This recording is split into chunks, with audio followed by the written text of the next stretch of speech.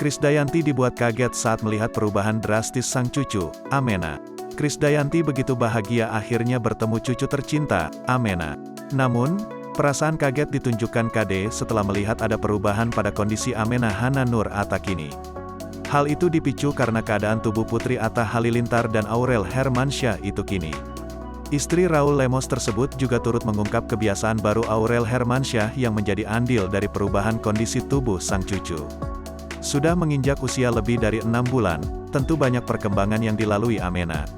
Salah satunya adalah kini cucu Anang Hermansyah dan Ashanti tersebut sudah mulai menyantap makanan pendamping ASI, Empasi. Namun siapa sangka walau baru beberapa hari menyantap makanan, bobot tubuh Amena sudah mengalami peningkatan drastis.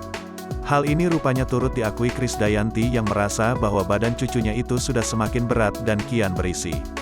Meski masih mengenakan seragam kerja, Krisdayanti menyempatkan diri untuk menemani Amena bermain sembari menggendong tubuh cucunya itu.